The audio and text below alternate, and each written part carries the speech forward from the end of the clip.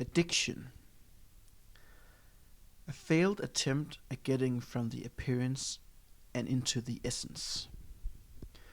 Only conscious spiritual work has the inbuilt power to make fundamental well-being experiences into fundamental well-being. Hello, my name is Andre and I'm a psychotherapist and a spiritual teacher. And this channel operates from the main insight that appearance is not the same as essence.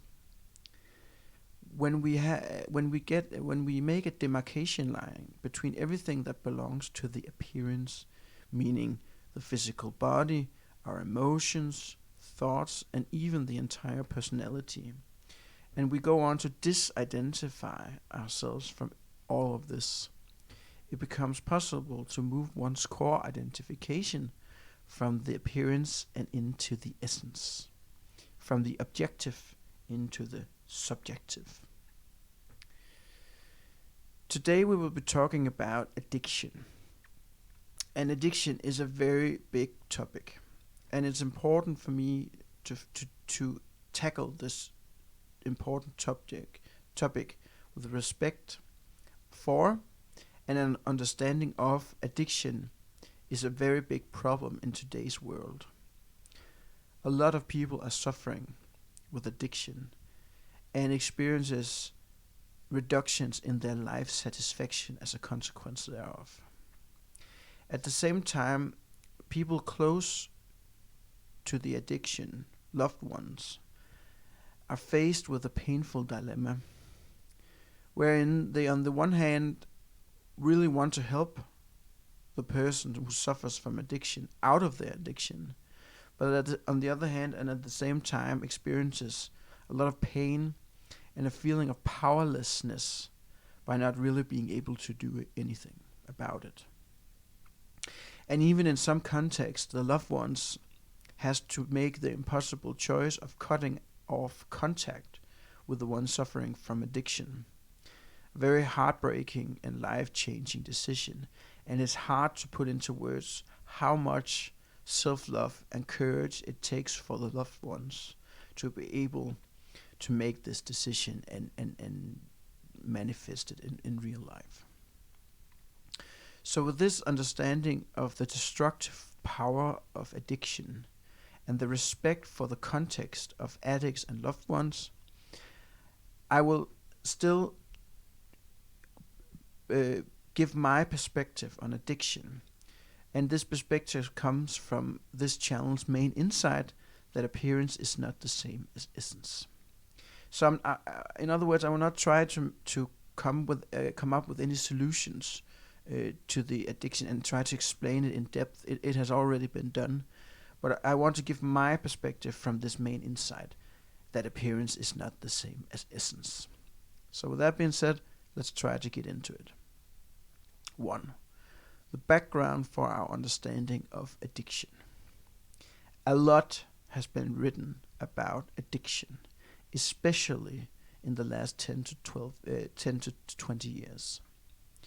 One of the leading voices of addiction is the Canadian physician Gabor Mate, and he has created his biopsychosocial model for addiction in an attempt to create as inclusive a model to explain why addiction comes up and how to work with it. This channel operates from the main insight that appearance is not the same as essence. The biopsychosocial model is a very good model, but it is a part of the appearance. It comes from the mind's ability to explain the world around itself. This means that it doesn't have the potential inbuilt power to be able to lift people out of addiction. But being able to explain it can be helpful in some contexts. Since the 1930s, the AA groups has existed, and it was founded by Bill Wilson. After the first AA group was founded, a lot of other, in parentheses, anonymous groups have sprung into existence, which treats almost all forms of addiction. Again, in parentheses, these anonymous groups are not based on an inclusive explanation of addiction, but on a 12-step action model based on Bill Wilson's own experience with what works for his own addiction, which was alcoholism. And what exactly was it that worked for Bill Wilson? What worked for Bill Wilson was to go from appearance to essence. In November of 1934, Bill Wilson had come to the end of his addiction. He was hospitalized and had a doctor supervise him, and he suffered from delirium tremens, which is the body's last state of poisoning before it completely shuts down. There was therefore no more planks that Bill Wilson could attach himself to in an attempt to get out of his situation. He had hit rock bottom. And from this bottom, an surrender could happen. A surrender of the appearance to the essence. And now I'll be quoting from his own book. While lying in bed, depressed and despairing, he cried out, "I'll do anything, anything at all. If there be a God, let him show himself." He then had the sensation of a bright light, a feeling of ecstasy, and a new serenity. He never drank again for the rest of his life. End quote. So Wilson here described his experience to his doctor, and his doctor told him, quote, "Something has happened to you that I don't understand, but you had better hang on to it," end quote. So after his experience and when he was released from the hospital, he made his famous 12-step program. All the steps are equally important, but I will focus on a couple of the steps now to illustrate how the appearance, how they are not based on objective explanation of addiction, but what worked in practicality for Bill Wilson. So the first step, and the most foundational one, is about finally admitting that with humility in the system for the first time, that the addiction has taken power over the appearance, that you are powerless, and that you need help. After having admitted that, then in step 3 we see the culmination that you not only decide that you not only admit that you need help, but you decide to surrender your life to a force that's greater than your own. And in my vocabulary, that is to surrender the appearance to the essence. Just as it happened spontaneously for Bill Wilson that November night in his hospital bed. So having surrendered one's life to a force that's greater than one's own, then it's about cleaning up the mess that the addiction and the appearance made beforehand. So from step 4 to 10, it now becomes possible to move our core identification from appearance to essence. And therefore it becomes possible to really start to look at how the addiction has hurt us and hurt the ones we loved. Because from this essence identification, we can suddenly see that everyone is innocent. And for more about that statement, go watch my previous video called "We're Not Punished for Our Sins, but by Our Sins," part 1. I talk a lot about guilt, shame, and self-punishment in that video. So when we can stand in our essential innocence, we can start to say sorry and start to clean up after the destruction of the addiction of the appearance. Because without any contact into the essence, we can't say "I'm sorry" and clean up after ourselves. Because the appearance always has a feeling deep inside of being wrong. And it's not possible to stand in that wrongness without a contact into a greater power than one's own. The appearance, therefore, will instead try to run away from its own responsibility, and that could, for instance, be by going deeper into its addiction. So since that time, all these anonymous groups has helped millions of people with their addiction and to get a good life. These anonymous groups has helped lift the world up into a better place than it was before Bill Wilson started his work. And for that, I am very thankful. And this all happened because of that fateful night at the hospital where Bill Wilson had his first revelation that essence is not the same as appearance. 2. What is addiction exactly? And why is it so seductive to intoxicate oneself? We as a society can't really figure out how to define addiction.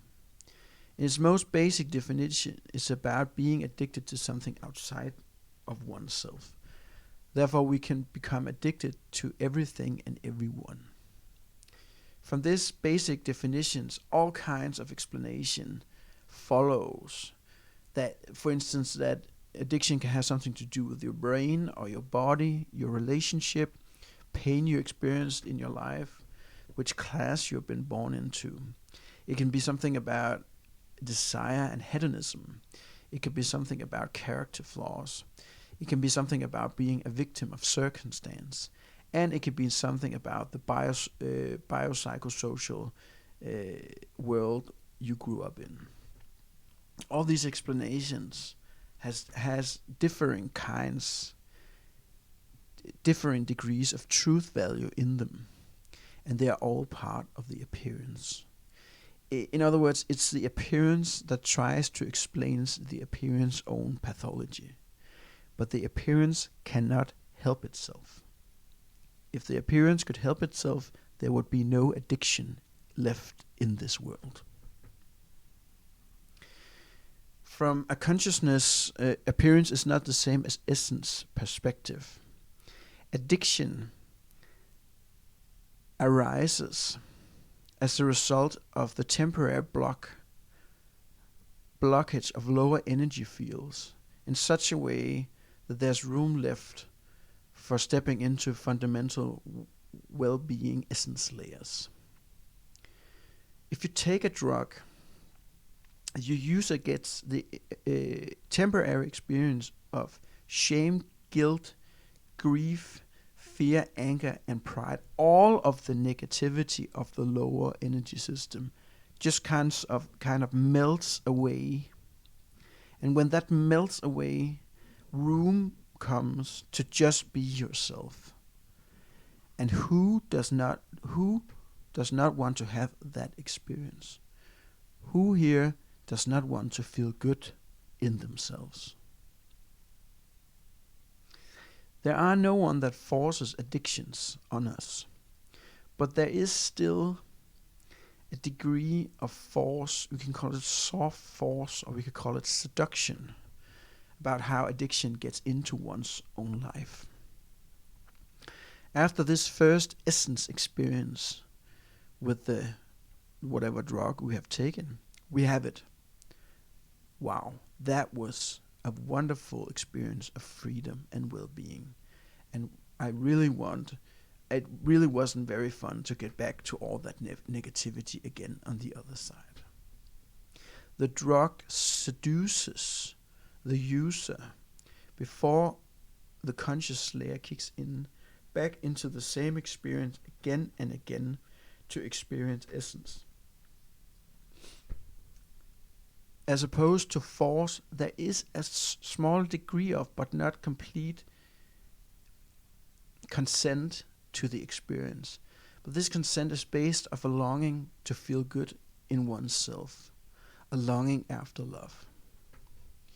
You say a little yes in the subconscious as a combination of being seduced by the unconscious and at the same time harboring a deep longing after getting away from the negativity, if only for a little while. But it's not a big and powerful yes. It's not a real yes. You are therefore trapped by the same experience again and again, and the addiction has you. So in an attempt to get away from the appearance, you are deeper buried into it. That is the paradox of addiction. You can get small tastes of essence, but there is no shortcut to essence. Furthermore, there's also a contextual difference between overuse and addiction. By overuse, it's a question of regulating the substance. Here it's more about the force of habit through the inbuilt inertia of physical matter in the body than addiction in and of itself. When we talk about addiction, there is a fundamental shift in consciousness for the one who suffers from addiction. A lot of people grow up in addiction-filled homes and becomes traumatized when mother or father becomes like another person after they have ingested the substance of choice. In these contexts, ancestral and patterns who have been broken apart from the whole, from these lower energy fields, lies dormant in the energy system and becomes activated by the consumption of the substance of choice. The children's experience of mommy and daddy disappearing is true in the energetic sense.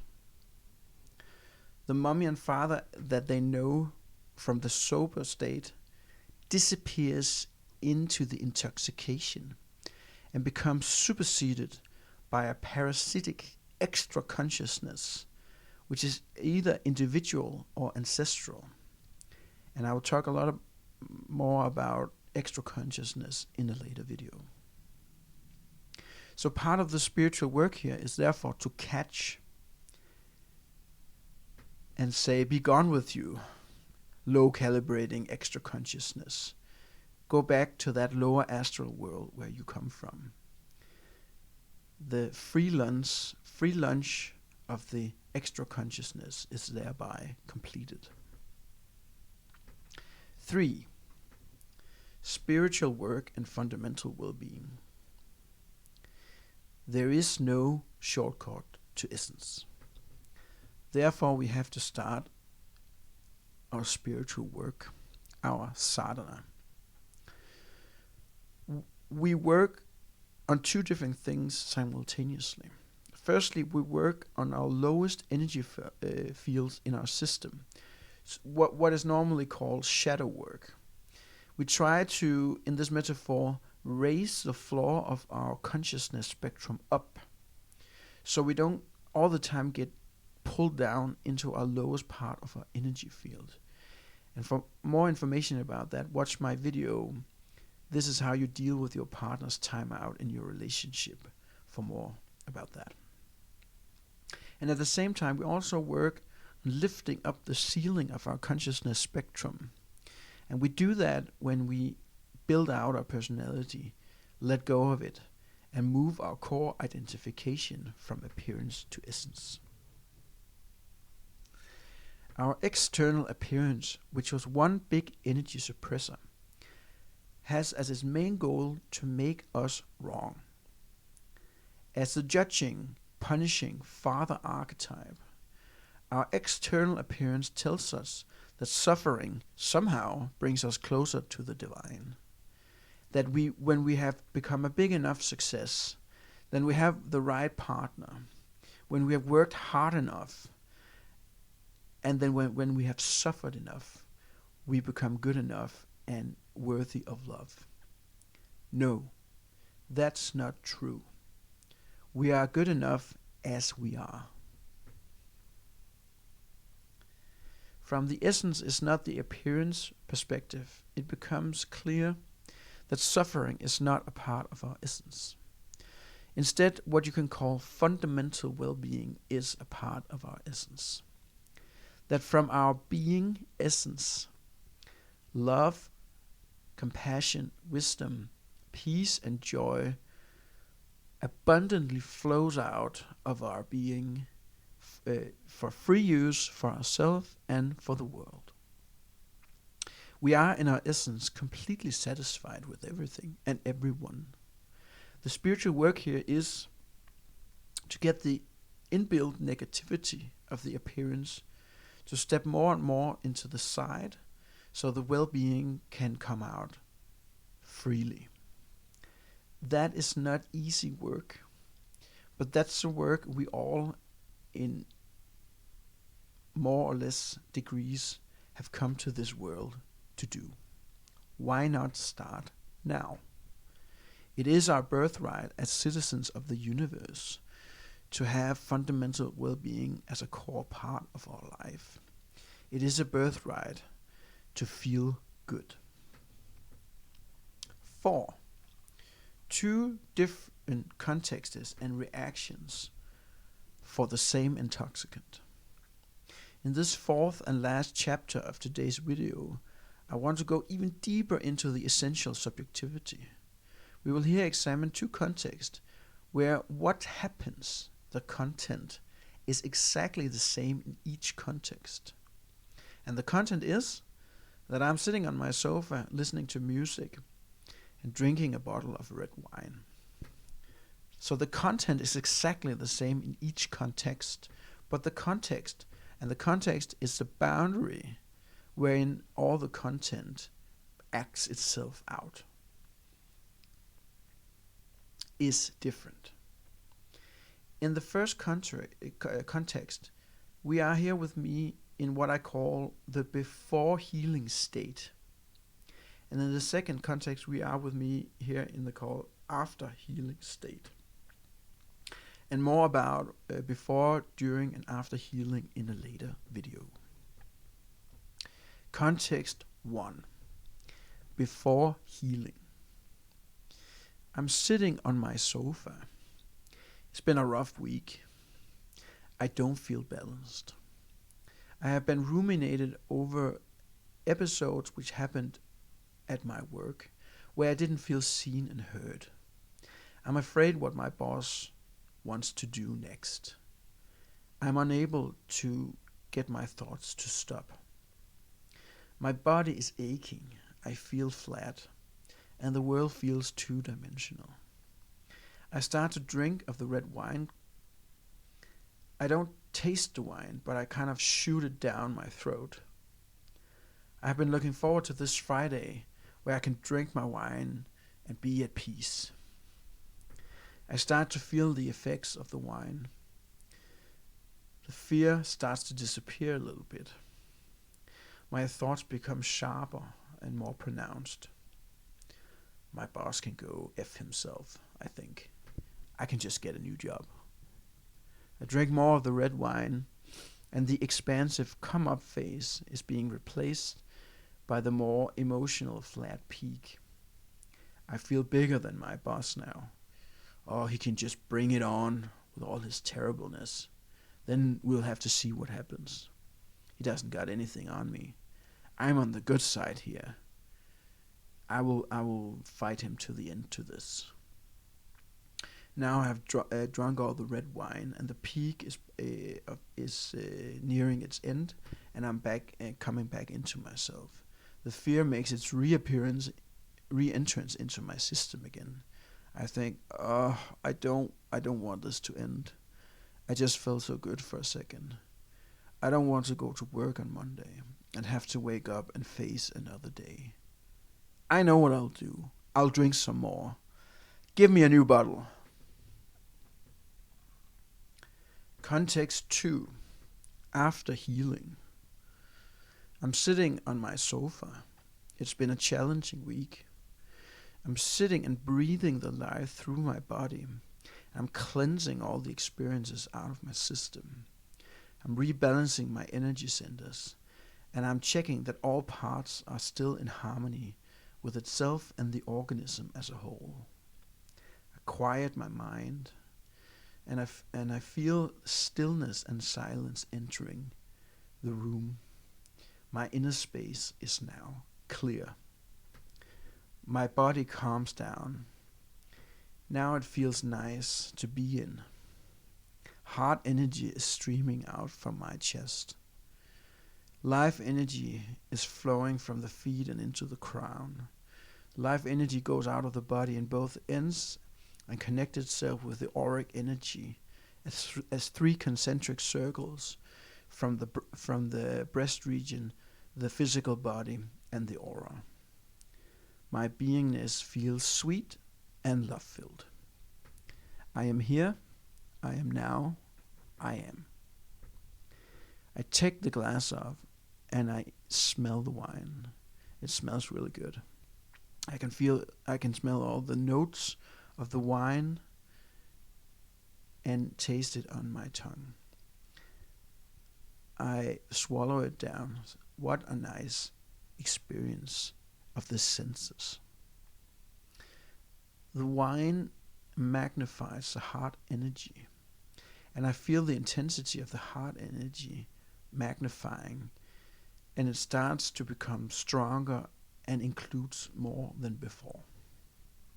I continue enjoying the wine. No sip of the wine is more important than any other sip. I pay equal attention to all the steps of drinking a bottle of wine. I let the effects of the wine flow into my system, and I invite them inside. I feel the tingling sensation of the body in a very exquisitely comfortable way. I go behind the body into the subliminal space behind it. I'm free. I can take all perspective that makes sense. I can have spiritual experiences.